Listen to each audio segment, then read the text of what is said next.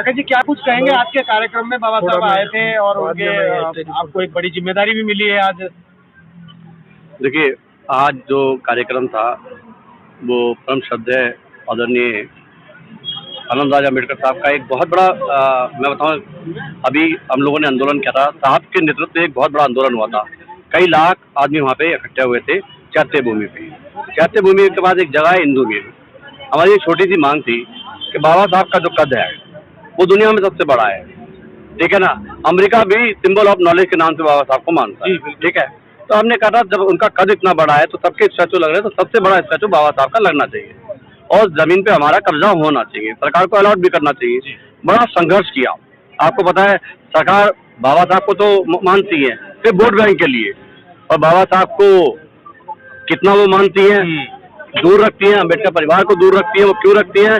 क्योंकि उन्हें डर है सत्ता परिवर्तन का, क्योंकि यदि बहुजन जाग गया तो सत्ता कहाँ जाएगी उन्हें पता है। अभी तो क्या है, वो गोल गोल घुमा के मीडिया को एक एक करके सत्ता में हासिल बने बैठे हैं ना। आज आप देख रहे हो क्या हाल है देश का, महंगाई का हाल देखो, बेरोजगारी का हाल देखो। आज तो इसकी बात करने वाला ही है जो देश का संविधान बाबा साहब ने लिखा है।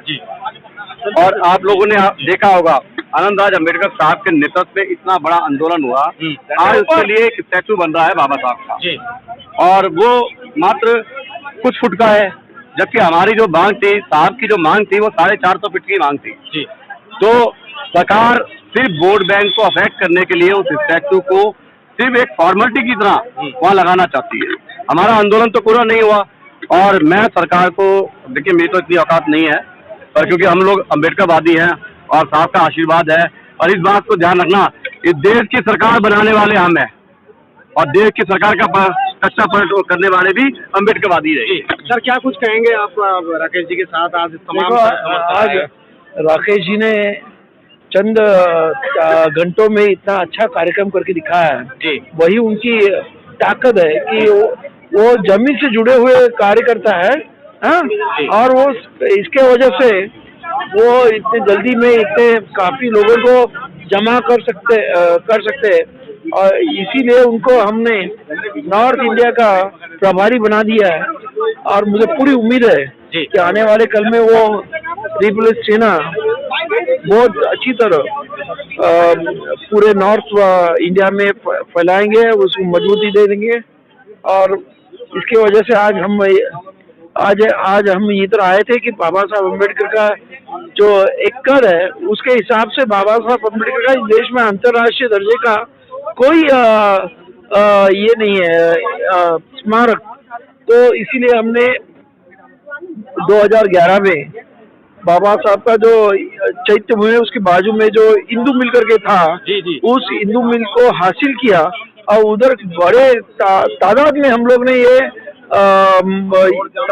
ताकत से हम लोग ने ये ले लिया, वो जो इंदू मिल ले ली। आज उसके ऊपर काफी बड़ा बाबा साहब अम्बेडकर का अंतर्राष्ट्रीय दर्जे का स्मारक हो रहा है। उसमें बाबा साहब अम्बेडकर की 350 फुट की प्रतिमा और 100 फुट का बेस, उसके बेस ऐसे मिलकर 450 बना रहे।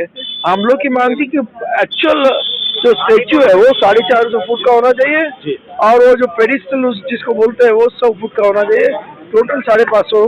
और आज सरकार की तरफ से हम लोग को 350 फीट का स्टेच्यू और 100 फीट का पेडिस्टल ऐसा पता है।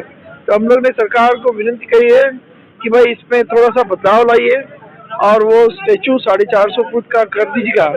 मुझे पूरी उम्मीद है कि आने वाले कल में ये